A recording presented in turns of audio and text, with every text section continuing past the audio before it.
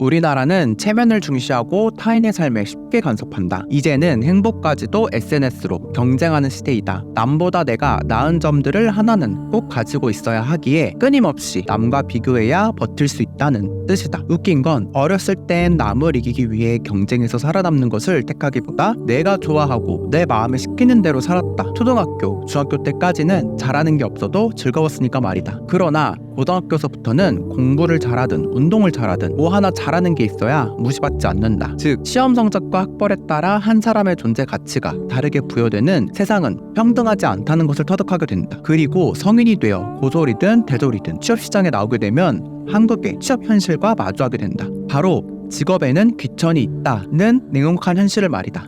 이런 일화가 있다. 20대의 취업난이 아주 심각하다고 전하는 뉴스를 보고 아버지는 말한다. 요새 젊은 놈들은 말이야 고생하긴 죽어라 싫어하고 눈만 높으니 취업을 못하지. 그 말을 들은 아들은 말한다. 아버지, 전 그런 의미에서 어제 짜장면 배달부로 취업했어요. 취업문 결코 좁지 않습니다. 그 말을 들은 아버지는 아들의 귀싸다구를 때리며 말한다. 그런 곳에 취업하라고 대학 보낸 줄 알아? 그렇다. 아버지 세대에는 직업에 오랜 시간 동안 쌓여온 사회적 인식이 작용했다. 얻는 소득이 비슷해도 직업에 따라 보이지 않는 서열, 우열이 있었다. 직장인과 판검사의 월급이 같다고 해서 직장인이 판검사만큼의 지위와 명성을 갖지는 못하는 것처럼 말이다. 하지만 지금 세상은 누구 아들이 판검사고 누구 딸이 의사래 보다는 어떤 차를 몰고 어떤 동네에 살고 몇 평짜리 아파트에 사는지에 따라 더 높은 사회적 지위로 인정받는다. 그러니 많은 소득을 얻을 수 있는 직업이 당연히 좋은 직업이 되고 소득에 따라 직업의 우열이 생기는 것이다. 그래서 대기업이 아니면 직장인으로서는 답이 없는 것이다. 이제는 직업이 아닌 무조건적으로 연봉이 취업의 목표가 되었다. 더 이상 직업에 귀천이 있다가 아닌 연봉에는 귀천이 있다가 더 맞는 말이겠다. 즉 이런 풍조로 인해 연봉 낮은 일자리가 남아 돌아도 청년층이 들어가기 싫어하는 것이다. 그리고 내가 구직을 단념하고 취업을 포기한 이유이기도 하다. 그런데 나 같은 청년들을 보고 남 탓, 불평 불만 한다고 비난하는 이들이 있다. 맞다, 내 잘못이다. 자신에게 잘 맞는 게 무엇인지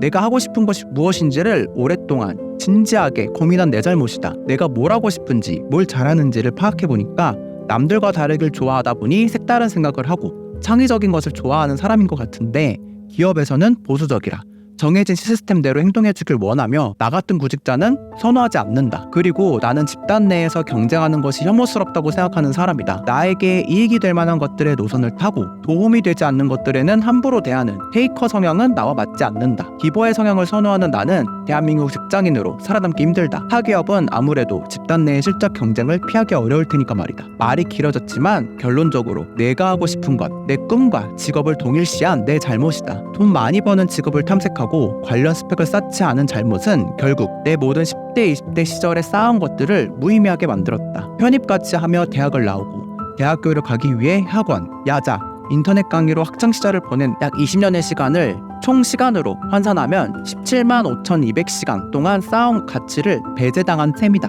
그들은 돈 되는 직업을 찾지 않고 고소득을 위한 기술과 스펙을 준비하지 않은 내 탓이라 하며 직장인이 되길 포기한 지금의 나 같은 청년들을 돈 줘도 일 안 하는 청년 또는 그냥 쉬는 MZ세대라고 부른다. 그래서 포기했다. 대신 유튜브를 하기로 했다. 취직이 인생의 정답이 아니라는 것을 알리면서도 회사는 당신의 시간을 적당한 값에 사는 것에 불과하지만 본인은 생애 한 번뿐인 시간들을 남을 위해 허비하고 있는 거라고. 그래서 우리는 노동의 숭고한 가치를 남의 것을 위해 퇴직시키지 말고 자신을 위해 일어나가야 한다는 정신을 가진 취업을 포기한 청년이자 대한민국 노동시장의 저항자라고 말이다. 그리고 알리고 싶다. 우리나라 사회나 체제가 청년들의 선택지를 좁혀놓았다는 점. 청년 스스로가 적성에도 맞지 않는 직장에서 일해 그 돈을 받고 스트레스를 받으면서도 어쩔 수 없이 다녀야 하는 노예적 굴레에서 벗어나지 못하게 만든 국가 시스템의 문제점을 나는 방관하지 않기로 했다. 부조리 당하거나 희생되지 않더라도 회피하는 것도 일종의 저항이니까 말이다.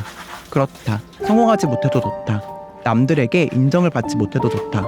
내가 걷고자 하는 길에 부끄러움과 후회가 남지 않는 세계에서 내가 올바르다고 생각하는 가치를 추구하며 살 것이다. 그래서 나는 나로 살기로 했다.